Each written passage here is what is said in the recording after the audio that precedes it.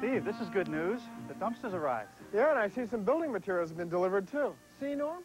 There's hope after all. I guess so. So what's on your agenda for the day? Well, I want to check in with Buddy Smith, our roofer, and see how he's doing, because, you know, every time it rains, we're still taking on water. And I've got a meeting with our architects.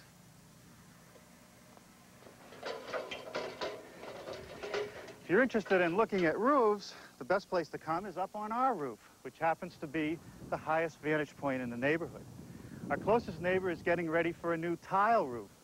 Next to him, a house has already had 3-tab shingles reinstalled.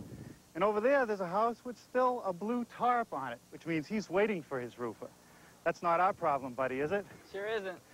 Now tell me, down here on the portico, there's a tar and gravel roof. Is that representative of what was up here? Right, we had the same type of roofing up on the top part of the roof here, tar and gravel system. Didn't look like it was in very good condition. No, it wasn't.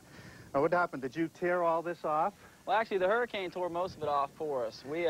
We came here and tore off what little bit was left, and this is what we have left. Now, there's still some tar stuck on this. You don't have to get rid of this? Well, the roofers before us happened to mop the base sheet to the wood deck, which is not the proper way to do it, and a lot of this just won't come up off the deck. As long as it's stuck down, it's okay. Right. Now, I don't see any new boards, so I expect that the sheathing was okay. Yeah, the sheathing was pretty sound. We didn't have to replace any wood on this particular roof. Now, how'd you get started? Well, I'll show you. We installed what we call a cant strip on the 90-degree angle here, so it doesn't hold any water. It just sheds the water right out of there. Okay, and that's just a fiber material. Gives you that nice slope. Right, the tapered board just sets right in the corner just like that. Okay, what goes on next? Well, the base sheet, come over here, I'll show you how we install this. Is this a piece of it here? It's a piece of it right there. Sort of like heavy tar paper. Yeah, it's a 43-pound base sheet. It's we install it with these 10 tabs, what they call 10 tabs, with an 1¼ inch nail. Okay, so the tab gives more surface to hold it down. Right, it secures the base sheet to the deck. And you've overlapped it here? Right, it's overlapped just with this line here, this much of an overlap. Okay, now what goes on top of this? Okay, let's walk over here and I'll show you. Okay.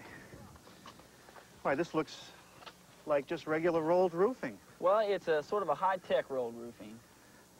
So it's not just felt, it's tough. It's a real sturdy material, sturdy membrane. I guess it's a bit like, we use a product up north where we have ice damming problems that's a membrane and it prevents the water from getting into the house. Right. But it's not covered with any kind of aggregate like this. Well, the reason for the white granules that you see here is not only to protect the membrane from the UV rays, but also to reflect the heat.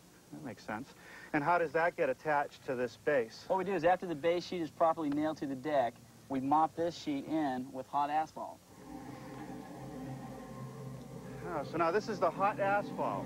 Right, this is a hot tar kettle. It's got wheels on it so we can pull it around from job to job.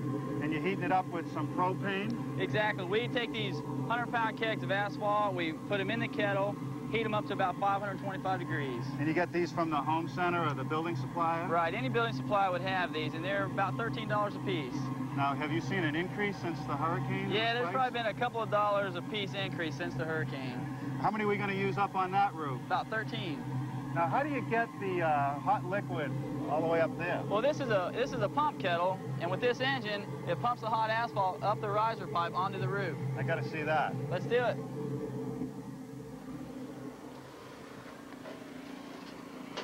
Well, buddy, tell me what's going on up here. Well, this is the riser pipe we were talking about. This gets the hot asphalt on the roof. Wow. They pull that rope, which activates the pump, pours it in this bucket. Then we take the bucket over to the mop bucket. Then what they do is they mop the asphalt down and roll the membrane out. Let's see it happen. Okay, let's do some. I guess that hot asphalt has the most annoying smell to it. Yeah, it has its own smell, that's for sure. He dumps the hot asphalt into the mop bucket. And with the wind, it liquefies it almost like water, and wind could blow that and splatter. Now, how much time do you have to work with it before it starts getting so sticky that you really can't handle it? Well, you have about 10 or 15 minutes to use it before it starts hardening up. He mops it down over the seam. It really is just a mop. That's why they call it mop down.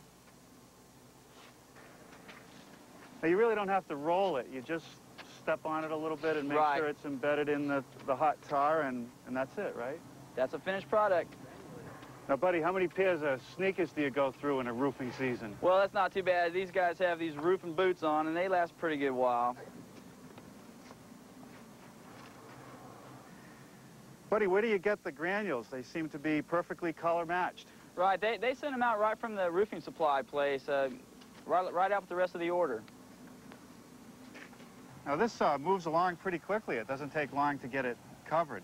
How tough is this material? I mean, can the homeowner come up and put a deck chair out here and enjoy the view? Well, it's a very tough material. It's not technically considered a walkable surface, but you can walk on this, but you wouldn't want to put deck chairs or any type of sharp objects on something like this. It's only 75 degrees now, but in the middle of July, it's going to be 150 up here. So it's like a pot up here. Right, it just softens the material to where it would probably be easily penetrated with sharp objects. So if you want the roof to last, stay off of it. Stay off of it. Well, buddy, we consider ourselves very lucky to have got a roofing crew here on such short notice. What's business like? Well, since a hurricane 5 months ago, you can imagine every house within a 50-mile radius could use a new roof. Yeah, and what's your backlog? Well, we've got about 2 years of work ahead of us, and which keeps the phone ringing off the hook pretty good. I imagine. Well, I'm happy to see that our roof is now almost on and the house will be protected from any future rain. Thanks a lot for a great job. Thanks. Well, boy, Norm, I'm glad to hear that the family has decided to get rid of this eyesore. Yeah, that roof really is not part of the original structure. It was put there to provide some shade, but it could be done a lot more nicely with some kind of awning system. Yeah, and those would be much more in keeping with the original architecture of the building. That's right. Next show is a busy one, isn't it? Rough plumbing, rough electrical. And we're off to the National Hurricane Center to meet with Dr. Bob Sheets. He was in the hot seat when Hurricane Andrew rolled through.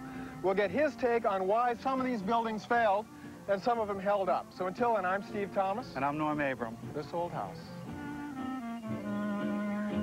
Funding for This Old House is provided by